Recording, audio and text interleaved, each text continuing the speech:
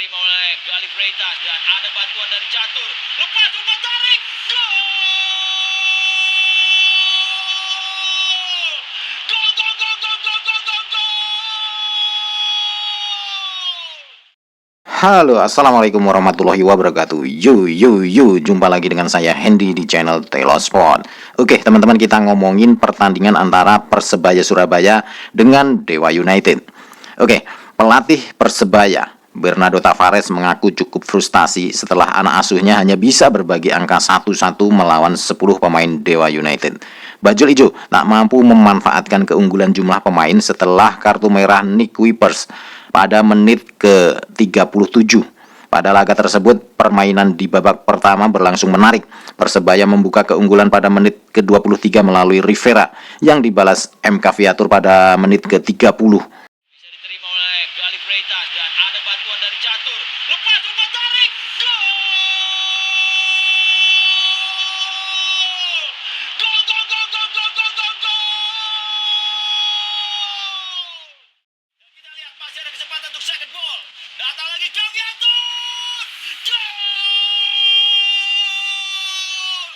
Gol, gol, gol, gol, gol, gol, gol!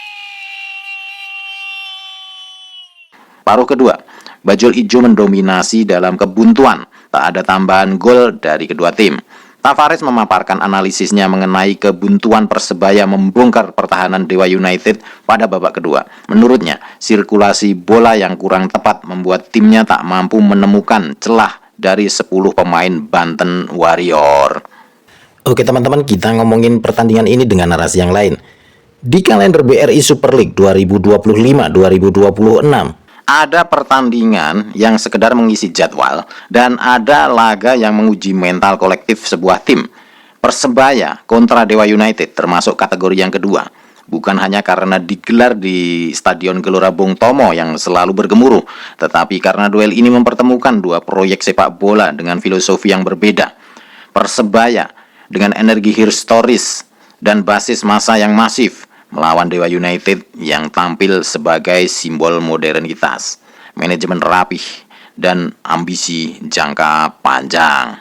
Pertemuan ini lebih dari sekedar perebutan 3 poin.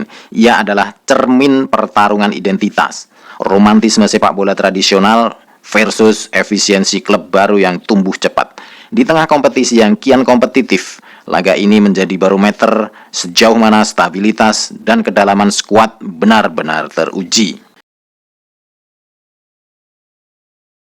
Persebaya datang dengan modal penting, atmosfer kandang. Gelora Bung Tomo bukan stadion biasa, ia adalah mesin psikologis. Banyak tim besar datang dengan taktik matang, lalu runtuh oleh tekanan supporter. Namun, justru disitulah dilema Persebaya. Dukungan besar seringkali berubah menjadi beban ekspektasi. Secara taktis, Persebaya dikenal mengandalkan intensitas tinggi, transisi cepat, dan pressing agresif di lini tengah. Pola ini efektif ketika ritme terjaga, tetapi rawan ketika menghadapi tim yang sabar menguasai bola. Di beberapa laga sebelumnya, Persebaya kerap unggul dalam 20 menit awal, lalu kehilangan kontrol akibat disiplin posisi yang menurun. Masalah klasiknya bukan kualitas individu, melainkan manajemen emosi. Ketika tertinggal, Persebaya cenderung bermain terlalu vertikal, memaksakan umpan direct, dan meninggalkan ruang besar di lini belakang. Inilah titik lemah struktural yang sering dimanfaatkan lawan dengan build up rapi. Di sisi lain, Dewa United adalah representasi klub modern Indonesia. Minim romantisme, maksimal perencanaan. Mereka tidak bergantung pada aura stadion, tetapi pada struktur permainan. Dewa United tampil dengan prinsip dasar yaitu penguasaan bola, rotasi posisi, dan eksploitasi half space. Secara filosofi, Dewa United lebih dekat ke pendekatan Eropa kontemporer. Build up dimulai dari back. Gelandang turun menjemput bola, lalu progresi dilakukan lewat kombinasi pendek. Ini membuat mereka relatif tahan tekanan bahkan di kandang lawan. Namun pendekatan ini juga memiliki resiko ketika ditekan agresif seperti di Gelora Bung Tomo. Kesalahan kecil dalam sirkulasi bisa berujung fatal. Dewa United bukan tim yang bermain aman dengan long ball. Mereka percaya pada struktur, dan dalam sepak bola, struktur adalah kekuatan sekaligus kerentanan. Jika diringkas, Persebaya kontra Dewa United adalah duel tempo melawan kontrol. Persebaya ingin laga berjalan cepat, penuh duel dan emosional. Dewa United ingin menurunkan tempo, mematikan atmosfer, lalu mencuri momentum lewat organisasi. Kunci laga ini ada di lini tengah. Jika Persebaya mampu memenangkan duel second ball dan memutus build up sejak awal, Dewa United akan kesulitan keluar dari tekanan. Sebaliknya, jika Dewa United sukses menjaga sirkulasi bola di 15 menit pertama, atmosfer stadion bisa berubah dari intimidatif menjadi gelisah. Inilah dimensi psikologis yang sering diabaikan. Dalam sepak bola modern, emosi penonton bisa menjadi faktor taktis, sorakan bisa menaikkan intensitas, tetapi juga mempercepat kelelahan mental pemain tuan rumah. Secara kualitas, kedua tim relatif seimbang, tetapi kedewasaan mental bisa menjadi pembeda utama. Persebaya membawa beban sejarah, ekspektasi, dan tekanan publik. Dewa United bermain dengan beban lebih ringan. Mereka datang sebagai penantang, bukan penjaga tradisi. Dalam konteks ini, Dewa United lebih diuntungkan. Mereka tidak perlu menang dengan cara indah. Cukup mencuri 1 gol lewat kesalahan kecil, lalu bertahan dengan struktur rapat. Persebaya sebaliknya harus menyerang, harus menghibur, harus dominan, dan semua keharusan itu sering menjadi jebakan psikologis. Sepak bola Indonesia masih sangat emosional. Banyak tim kalah bukan karena kalah kualitas, tetapi kalah sabar. Persebaya punya peluang besar jika mampu mengontrol emosi kolektif, tidak terpancing tempo sendiri, dan tetap disiplin meski belum mencetak gol di babak pertama. Yang membuat Persebaya kontra Dewa United menarik bukan hanya hasil akhir, tetapi pesan strukturalnya bagi Liga.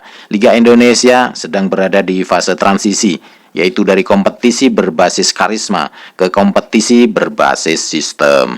Persebaya mewakili kekuatan lama, basis supporter, identitas kota, romantisme sejarah. Dewa United mewakili masa depan, yaitu investasi, data, manajemen modern. Laga ini seperti dialog dua zaman.